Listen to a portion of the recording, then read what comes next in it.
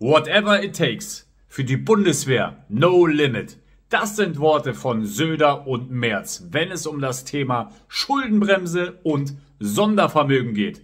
Aber ab sofort erhältlich auch no limit anscheinend beim Thema Migration. Denn der nächste Flieger aus Afghanistan ist beschlossene Sache. Und zusätzlich in diesem Video verkehrte Welt in Sachsen. Denn dort soll die Asylkapazität sich verdoppeln. Und die USA haben auch ihre Probleme mit der Migration. Aber unter Trump und dem Außenminister Rubio haben sie eine tolle Lösung gefunden, wo sich die EU eine Scheibe abschneiden könnte. Schauen wir alles an in diesem Video.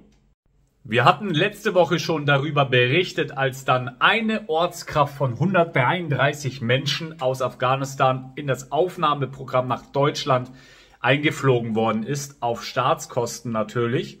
Und da hieß es ja auch ganz radikal, Einreisestopp, Zurückweisungen werden durchgeführt und sonstiges. Und ja, ich weiß, sie sind ja noch nicht ganz in der Verpflichtung. Aber reden tun sie viele, handeln tun die wenigsten. Schauen wir uns das in Zukunft an. Hier wollen wir auf diesen Artikel einmal eingehen, weil wie krass und wie dumm muss man einfach mal wieder sein. Und das muss ich auch hier ausdrücklich betonen, dass das so auf lange Sicht nicht gut gehen kann. Das ist wirklich unglaublich. Der nächste Afghanenflieger nach Deutschland ist beschlossen. 12. März 25.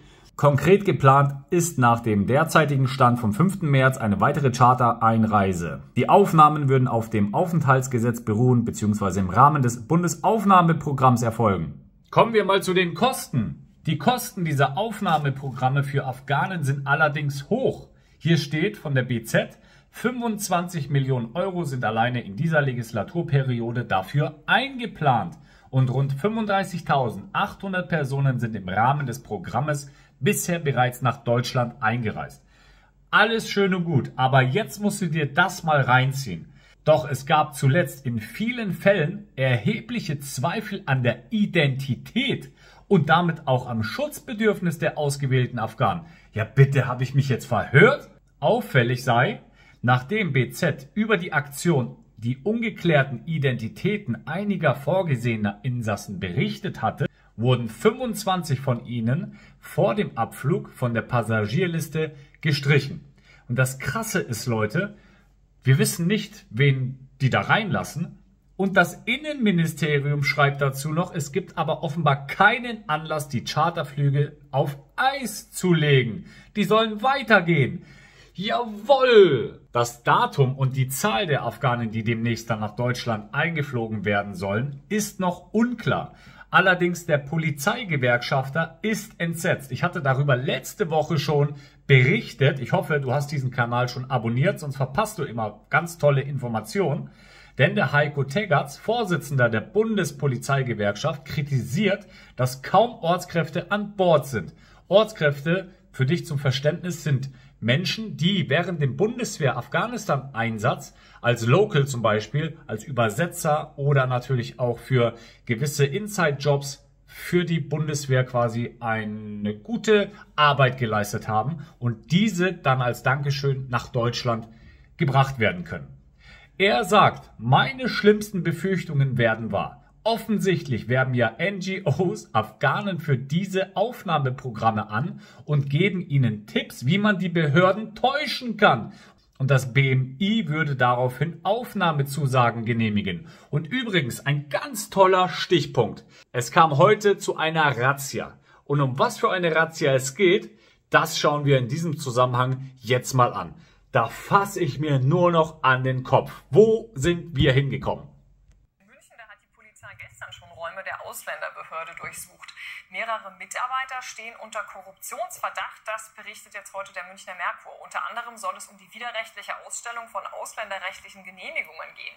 Mitarbeiter sollen also Geld genommen haben, um Aufenthalte in München durchzuwinken. Nach Informationen des Merkur soll der Durchsuchung auch eine Anzeige vorausgegangen sein. Und hier wird es interessant. Und zwar kam die nämlich vom Kreisverwaltungsreferat der Ausländerbehörde selbst. Also offenbar waren intern Unregelmäßigkeiten aufgefallen.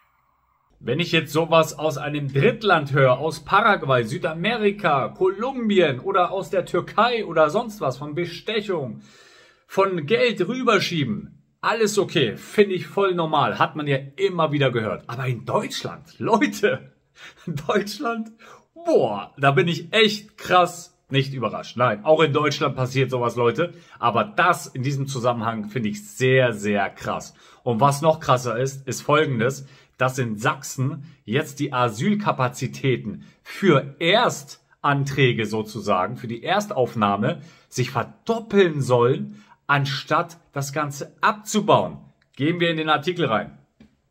Kretschmer erhöht Asylkapazitäten um fast das Doppelte. Das ist ja der absolute Wahnsinn.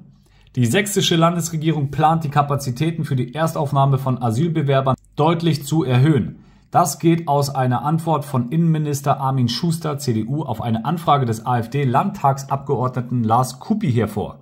Laut Schuster gibt es derzeit keine Pläne, bestehende Aufnahmeeinrichtungen in den Jahren 25 und 26 zu schließen. Stattdessen sollen neue Einrichtungen eröffnet werden, wodurch sich die Zahl der Erstaufnahmeplätze von rund derzeit 5.000 auf 9.600 erhöhen würde. Die AfD fordert Umwandlung in Ausreisezentren. Die AfD spricht sich gegen den Ausbau der Erstaufnahme aus und fordert stattdessen die Umnutzung bestehender Einrichtungen. Statt weitere Erstaufnahmeeinrichtungen zu schaffen, fordern wir, die bestehenden Einrichtungen zu Ausreisezentren für abgelehnte Migranten umzubauen. Also das ist ja wirklich mal verkehrte Welt. Oder was sagst du dazu? Lass mir spätestens jetzt mal deine Meinung zu diesem gesamten Thema dazu da. Und auch jetzt einen Daumen nach oben. Und wir wollen jetzt einmal in die mögliche Strategie eingehen, die die USA aktuell fährt und gute Erfahrungen damit gemacht hat. Dazu geht's los. Zuckerbrot und Peitsche, wie die USA ihre Abschiebepläne durchsetzen. Denn die Trump-Regierung will Millionen illegal eingereister Migranten abschieben. 3 mittelamerikanische Länder helfen dabei tatkräftig mit, um im Gegenzug Sanktionen aus der USA zu entgehen. Und das Vorgehen erinnert stark an eine Idee, die derzeit in Europa immer beliebter wird. Hört sich ja interessant an. Mitte Februar setzte nämlich das erste Flugzeug im Rahmen dieser Kooperation auf costa-ricanischem Boden auf und an Bord waren laut Recherchen der lokalen Tageszeitung Nation Migranten unter anderem aus Usbekistan, Armenien, China sowie aus Afghanistan und dem Iran. Ähnliches wird inzwischen auch von Flughäfen in Guatemala-Stadt und Panama-Stadt berichtet. In Mittelamerika sprechen die Medien deswegen von Brückenländern. Das könnte noch interessant werden für die EU. Es handelt sich dabei um Drittstaaten, die für die USA die Rückführung von, nach US-Angaben, von illegal eingereisten Migranten zu übernehmen. Derzeit sind es Panama, Guatemala und Costa Rica. Die Einigung mit diesen Staaten verlief einigermaßen geräuschlos und gilt aus amerikanischer Sicht als Verhandlungserfolg von Außenminister Marco Rubio, dessen erste Auslandsreise damals dorthin ging.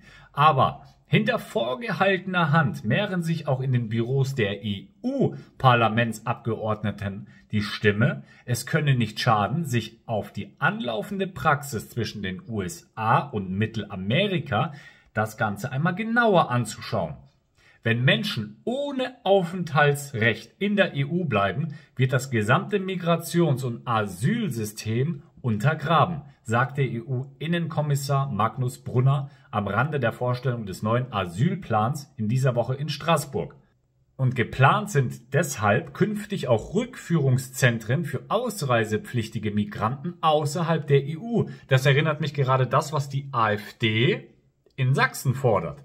Sie gelten als Schlüsselelement des EU-Plans und ähneln stark der Praxis, die derzeit die neue US-Regierung mit den Drittstaaten in Mittelamerika umsetzt. Und aus den 3 Ländern, die jetzt abgeschobene Migranten aufnehmen, heißt es, die USA werde im Gegenzug auf Strafzölle verzichten, die Trump gern als Druckmittel einsetzt. Wenn wir uns nicht fügen, wird es Sanktionen geben. Das ist die Doktrin von Zuckerbrot und Peitsche, sagte der guatemalische Analyst Remso Rosales. Also, ich finde das super interessant, das Ganze. Sag du mir mal gerne Bescheid, welche Lösung du hättest für Deutschland oder auch speziell für die EU. Braucht die EU eine riesengroße Mauer um die EU herum? Oder Deutschland soll sie komplett die Landesgrenzen dicht machen? Oder was hast du für Ideen? Lass es mich gerne mal wissen. Ich freue mich auf dein Feedback. Lass dem Video spätestens jetzt einen Daumen nach oben da. ein kostenloses Abo, die Glocke aktivieren, nicht vergessen, damit du immer up to date bist. Und wenn dir das Video Mehrwert geboten hat und du bis hierher geschaut hast, lade ich dich ein, dieses Video ganz einfach zu teilen in deiner WhatsApp-Gruppe oder auch wo du möchtest. Ich freue mich schon auf das nächste Video. Liebe Grüße, alles Gute, der Markus.